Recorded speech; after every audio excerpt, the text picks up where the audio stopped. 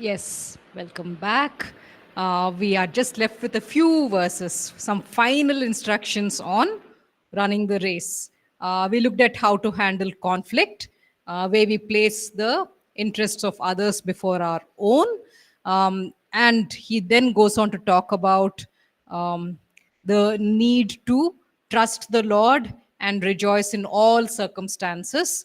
And he makes one more point.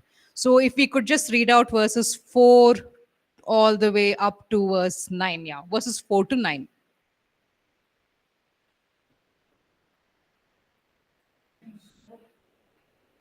Yeah. Philippians chapter 4, verses 4 to 9.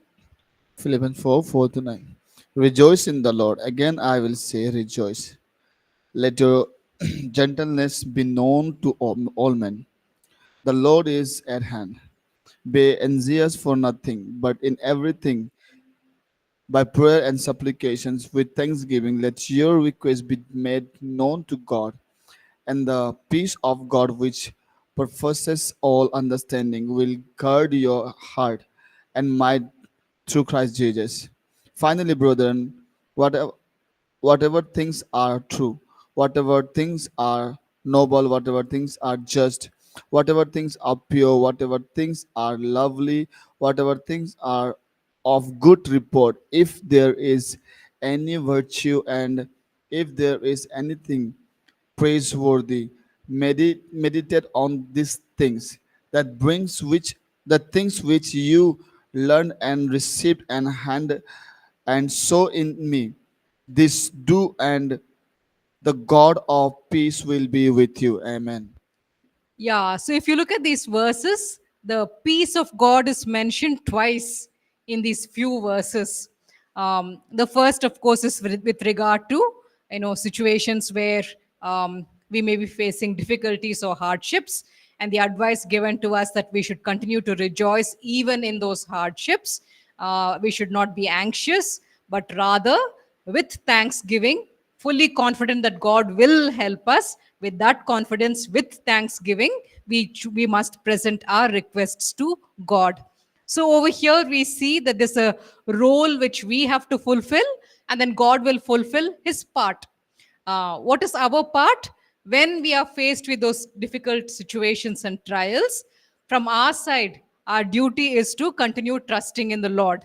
So we choose to trust Him and we rejoice even though we are going through that hardship.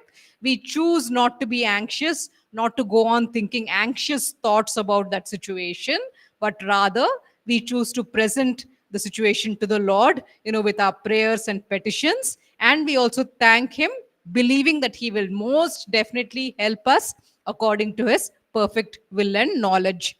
Okay, so that is our role, where we choose not to worry, but instead we choose to rejoice and trust in Him. What is His role? He says, the Lord, here Paul tells us that if we have this attitude, then the peace of God, which transcends all understanding, will guard our hearts and minds in Christ Jesus.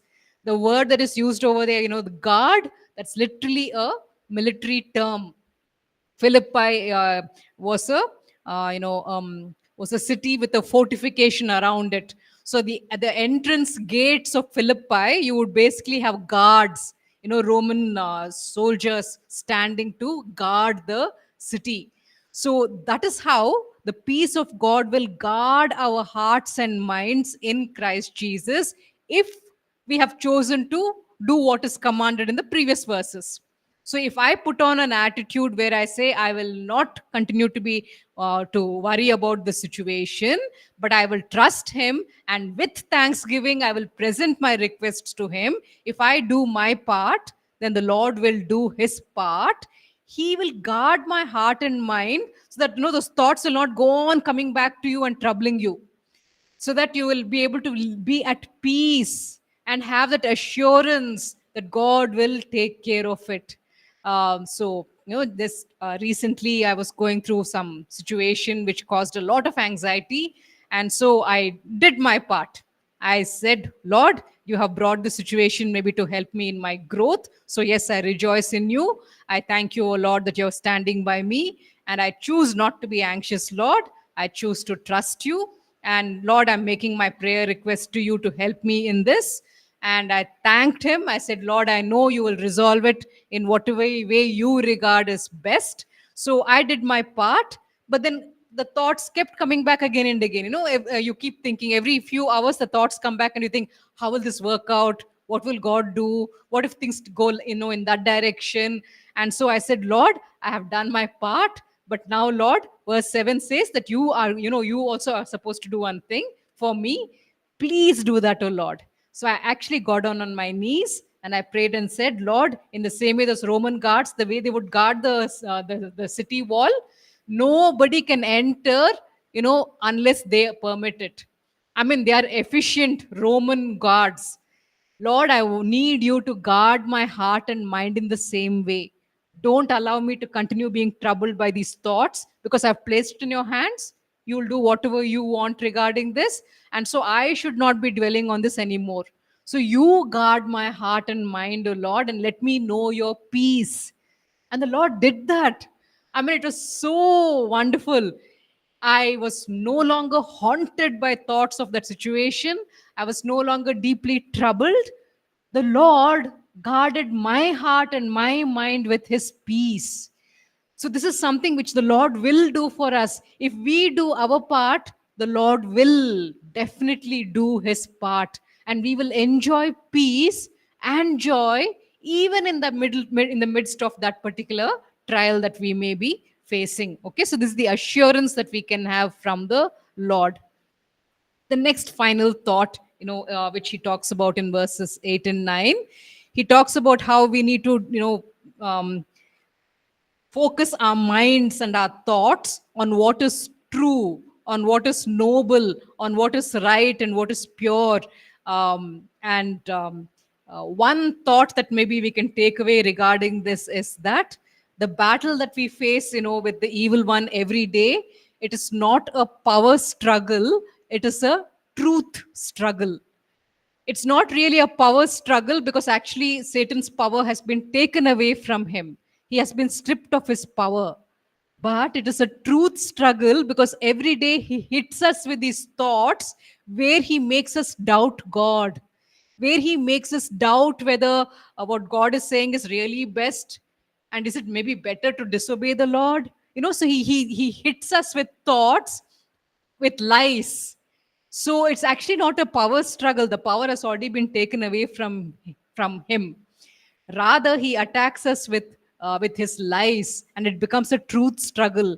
Will I hold on to the truth of the scripture, and will I continue to obey him and trust him and not doubt him, or will I give in?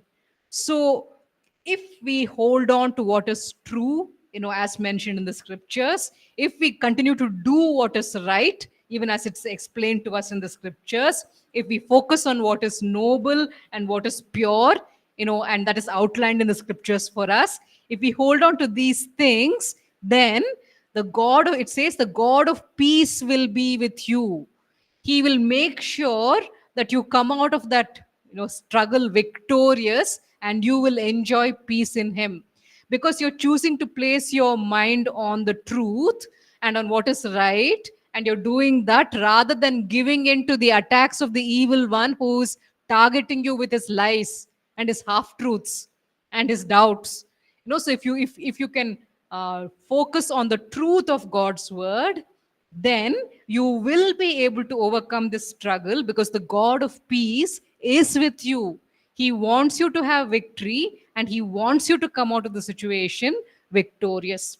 Okay, so these are just some of the things that we were able to look at regarding how to run the race, practical instructions which Paul gives. And with that, we conclude this particular letter. So we will now get into our next letter, the first letter which Paul wrote to the Thessalonian church. So yes, I will need to start a new recording for that. So just give me a minute.